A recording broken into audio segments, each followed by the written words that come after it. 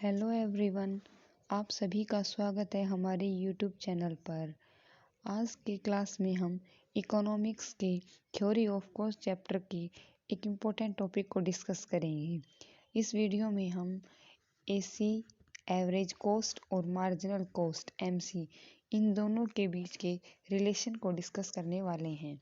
आज की वीडियो में हम एवरेज कॉस्ट और मार्जिनल कॉस्ट के रिलेशन को टेबल और डायग्राम दोनों की हेल्प से अंडरस्टैंड करेंगे और इस रिलेशन से निकलने वाले इम्पोर्टेंट पॉइंट्स को भी नोट डाउन करेंगे, जो कि एग्जाम पॉइंट ऑफ व्यू से काफ़ी रेलिवेंट होते हैं। चलिए अपने टॉपिक को स्टार्ट करते हैं। सबसे पहले देखते हैं what is average cost. Average cost is per unit cost. जो एवरेज कॉस्ट होती है वह किसी भी प्रोडक्शन की पर यूनिट कॉस्ट होती है। इसे हम यूनिट कॉस्ट ऑफ प्रोडक्शन भी बोल सकते हैं।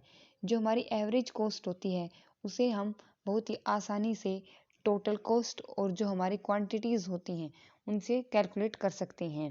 एवरेज कॉस्ट को कैलकुलेट करने के लिए हम टोटल कॉस्ट को जितनी भी क्वांटिटीज़ का प्रोडक्शन किया गया है उसे डिवाइड कर देते हैं, तब हमें हमारी जो एवरेज कॉस्ट है वो मिल जाती है। अब उसके बाद देखते हैं what is marginal cost. Marginal cost is cost of last unit produce. जो मार्जिनल कॉस्ट होती है वह लास्ट यूनिट जो हमने प्रोड्यूस की है उसकी कॉस्ट होती है, और हम मार्जिनल कॉस्ट को एडिशनल कॉस्ट भी बोलते हैं। Marginal cost is additional cost for produce a additional unit.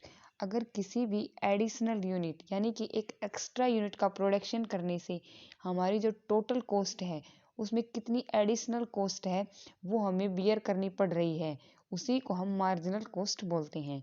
Marginal cost को हम दो फॉर्मूलाज की हेल्प से है वो निकाल सकते हैं। फर्स्ट है marginal cost is equals to delta T C divide by delta Q. अगर हम डेल्टा टोटल कॉस्ट को डेल्टा क्वांटिटी से डिवाइड कर देते हैं तब हमें मार्जिनल कॉस्ट है वो मिल जाती है। हम मार्जिनल कॉस्ट को एक दूसरे फॉर्मूला से भी निकाल सकते हैं। यहाँ पर हम मार्जिनल कॉस्ट को total cost N minus total cost N minus one से भी डिराइव कर सकते हैं। तो यहाँ पर हमें हमारी मार्जिनल कॉस्ट है उसको हम दो फॉर्मूलाज के हेल्प से निकाल सकते हैं। चलिए अब हम इन मार्जिनल कॉस्ट और एवरेज कॉस्ट इन दोनों के बीच में किस प्रकार का रिलेशन होता है उसे हम पहले थ्योरेटिकल रूप से देखेंगे, उसके बाद टेबल और लास्ट में डायग्राम की हेल्प से हम इन दोनों के रिलेशन को समझने वाले हैं। चलिए स्टार्ट करते हैं। What is relation between AC and MC? There exist a close relationship between AC and MC। हम जानते हैं कि जो हमारी एवरेज कॉस्ट होती है और जो हमारी मार्जिनल कॉस्ट होती है उन दोनों के बीच में एक क्लोज रिलेशन होता है। चलिए इसे वन बाय वन स्टडी करेंगे। When marginal cost is less than AC, MC है वो कम है और AC है वो ज़्यादा है, तब AC है वो फॉल करेगी विद इंक्रीज इन आउटपुट। अगर हमारी मार्जिनल कॉस्ट है वो कम है और जो हमारी एवरेज कॉस्ट है वो ज़्यादा है, तो हमारी एवरेज कॉस्ट है वो जैसे जैसे हम आउटपुट लेवल को इंक्रीज करते जाते हैं वह हमारी एवरेज कॉस्ट है वो फॉल होती चली जाएगी।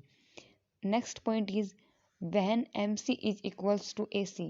अगर मार्जिनल कॉस्ट और एवरेज कॉस्ट दोनों इक्वल होते हैं then AC and MC curves intersect each other.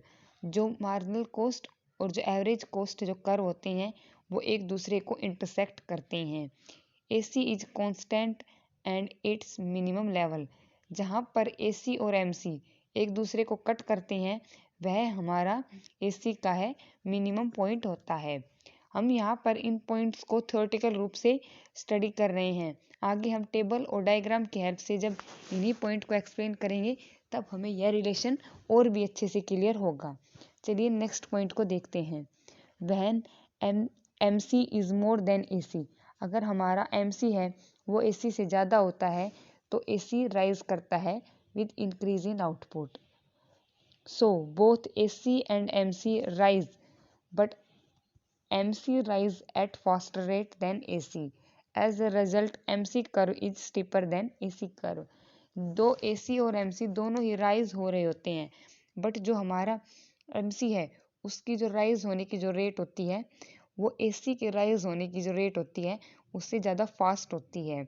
इसीलिए जो हमारा MC कर्व होता है वो AC के कंपेयर में ज़्यादा स्टीपर यानी खड़ा सा होता है। चलिए अब हम एक टेबल की हेल्प से इस रिलेशन को अच्छे से समझेंगे। यहाँ पर हमने एक टेबल क्रिएट की है।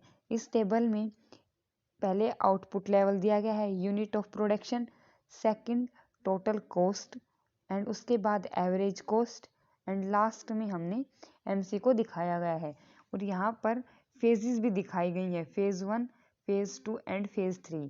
जो हमने वहाँ पर थ्योरेटिकल अभी हम रीड करके आए हैं कि MC जब AC से कम होती है तब AC और MC का क्या बिहेव होता है, AC और MC जब एक दूसरे के इक्वल होते हैं तब क्या रिलेशन होता है, और जब थर्ड फेज में जब AC है वह ज़्यादा होती है, सॉरी MC है वह ज़्यादा होती है AC से, तब क्या रिलेशन होता है।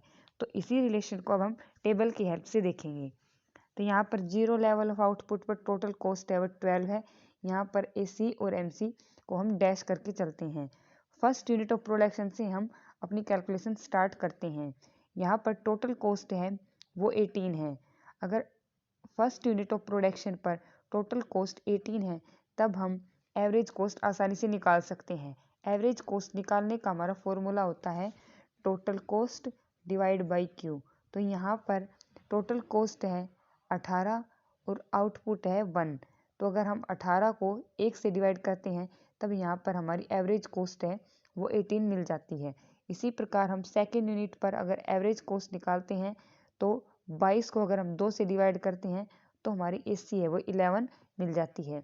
इसी प्रकार थर्ड यूनिट के प्रोडक्शन पर हम टोटल कॉस्ट 27 को यूनिट 3 से डिवाइड करते हैं तो 9 हमें एवरेज कॉस्ट मिल जाती है।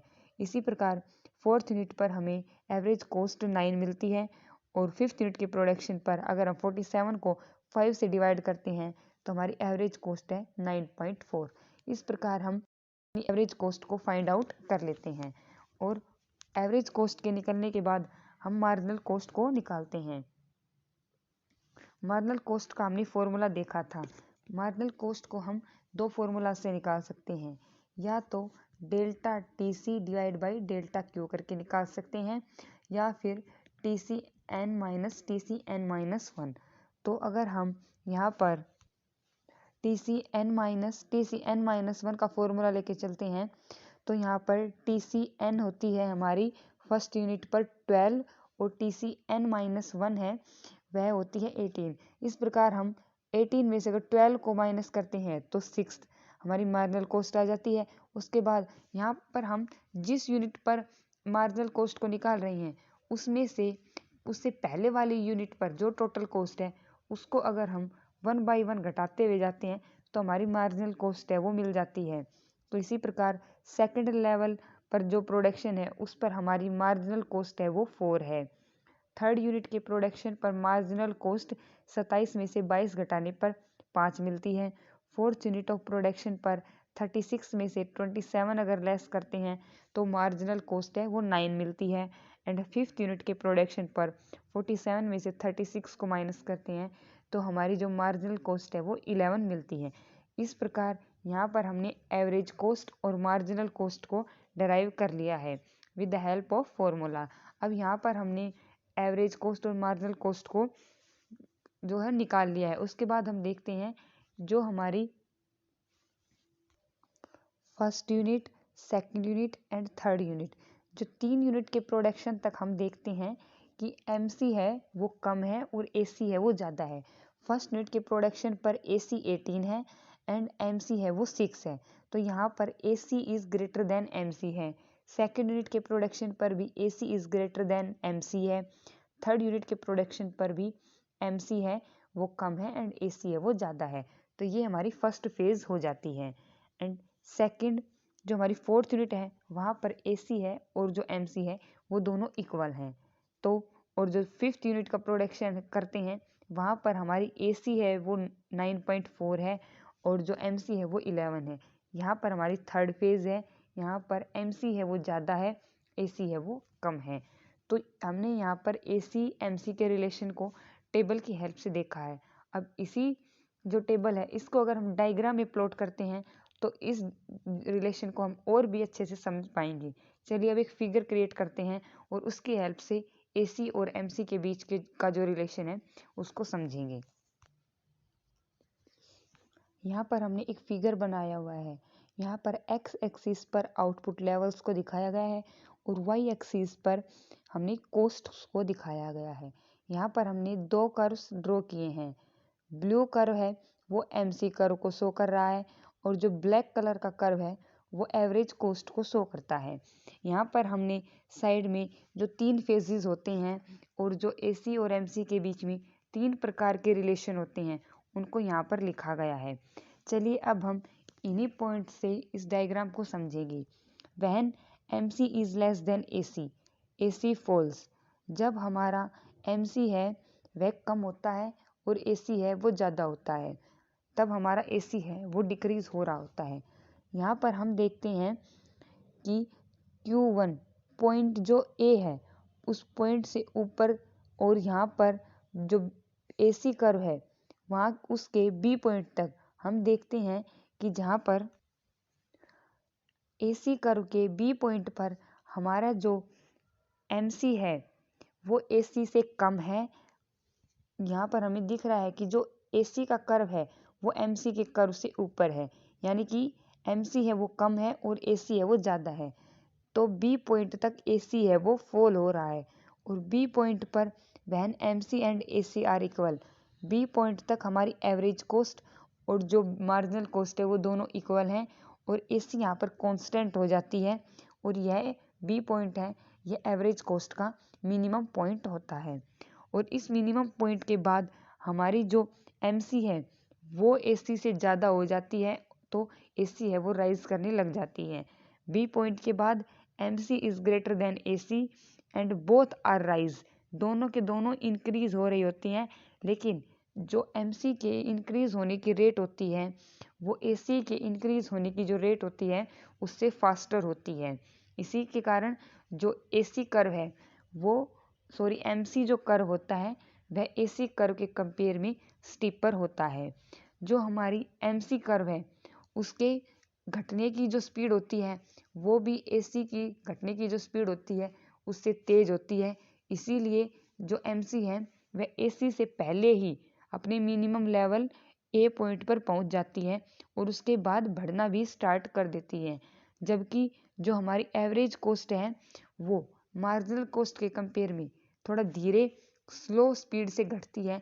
इसीलिए जो एवरेज कोस्ट है उसका जो मिनिमम पॉइंट है वो B पॉइंट है। तो यहाँ पर मार्जिनल कोस्ट है वो क्वांटिटी 1 पर ही अपने मिनिमम लेवल पर पहुँच जाती है और जो एवरेज कोस्ट है वो B पॉइंट पर क्वांटिटी D Q 2 यूनिट्स के प्रोडक्शन पर ही एवरेज कोस्ट है मिनिमम होती है। तो हमारी जो मार्जिनल कोस्ट है उसकी बढ़ने की स्पीड और उसके घटने की स्पीड दोनों ही स्पीड्स AC के कंपेयर में ज़्यादा होती हैं। इन दोनों के बीच के रिलेशनशिप को देखा है।